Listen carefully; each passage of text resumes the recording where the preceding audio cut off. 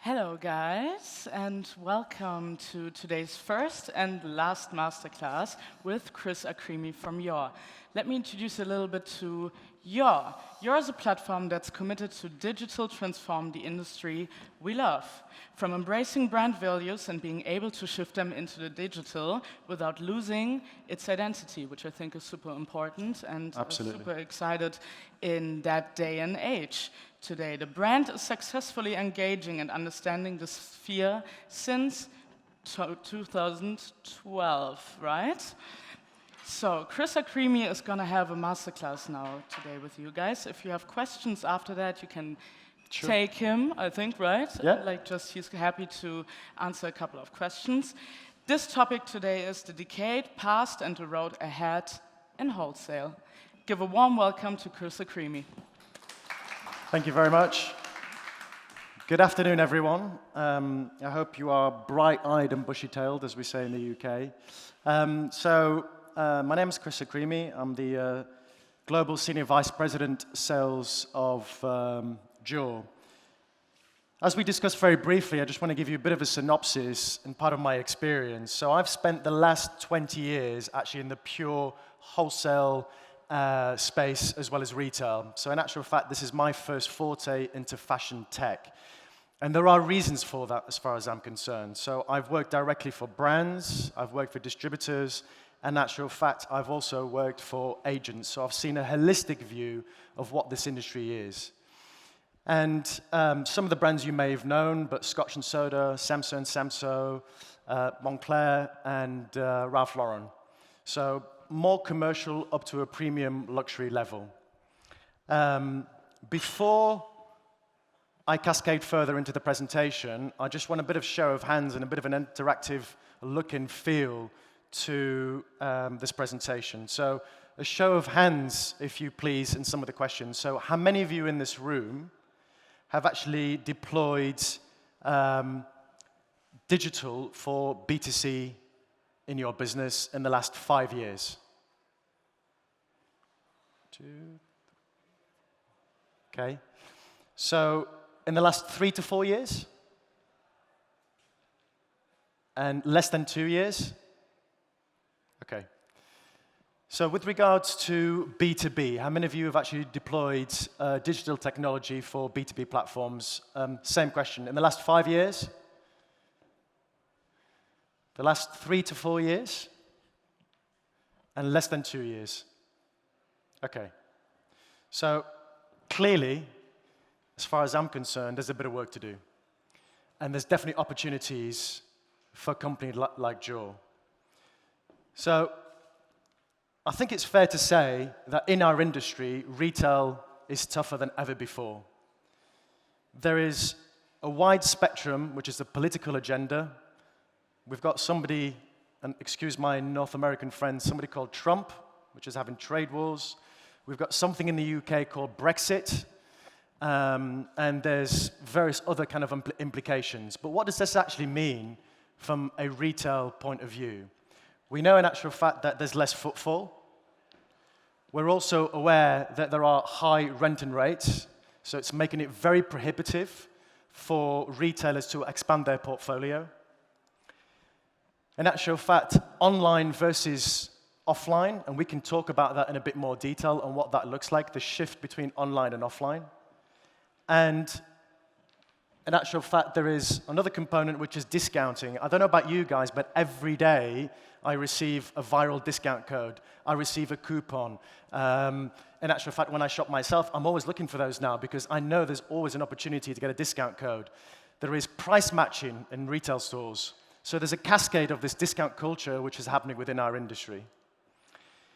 The consumer spending habits have changed, and we know this because 25 years ago, and this is now showing my age, I used to save my pocket money, I used to go to the store, I used to buy the latest garments, Supreme, whatever it is. In actual fact, now people spend on digital technology, experiences, in actual fact, holidays. So the shift in mentality in terms of the way that we shop has completely changed. And in actual fact, I think there is a huge polarization between high street and the luxury element of the business. So the middle ground, and actually some of my colleagues previously here said a very similar thing, is becoming a lot more squeezed. So it's fair to say this is one of the reasons why I joined JOOR. So we are the leading B2B platform company in the space. Hopefully some of you have actually utilized the platform. I know some of my colleagues here in the front have, and have been actually on the booth recently with great success. So 8,600 brands, over 200,000 retailers. And honestly, my job is to bring more like-minded retailers or more brands onto the platform. And I sincerely believe in the good work that we're actually making in this company. So 10 years ago versus what the next 10 years looks like. The word omnichannel, and we've heard this so many times, was the silver bullet for our industry. More investment in e-commerce, more investment in actually mobile shopping. So what does that look like in the next 10 years? This is very interesting. And these are statistics that, in actual fact, I have procured from very well-established companies. 53% of retail sales in the next 10 years will come from online e-commerce. So what does this mean for brick and mortar? We know, in actual fact, that when you go into a retail store, just having good product from a buyer's point of view and putting it on the rail doesn't mean anything. I'm very fortunate I live in the UK. We have Liberty, we have Selfridges, we have Matches, we have Browns, we have Mr. Porter. So we have some incredible stores, and actually the way that retail will be in the next 10 years has to be experiential. So technology is going to play a vital role. 3D scanning, augmented reality, VR, the look and feel of when we go into a store has to evolve and has to change. It has to, because it's very, very difficult out there. But one thing that hasn't changed, and I can see from the show of hands earlier, that there's been no investment in B2B. So why is that? Why has the process not evolved? Is it archaic? Is it cumbersome? I'm going to give you an example. I was in Pitti Uomo last week with my team. There was 10 of us. And as we cascade into the Fortezza de Basso, which you probably all know, many booths. First booth we get to, very, very busy. And there is a guy with his colleague with 3 or 4 buyers that I know, one of them being End Clothing. And they're waiting in line to place an order. And what they have is they have an order pad, and they have a calculator, and they have several line sheets, and they have press releases. Keeps going and going and going. And there's a colleague saying style code, color code, cost price, margin. So I think you get my point. The process has not evolved in any way, shape, or form.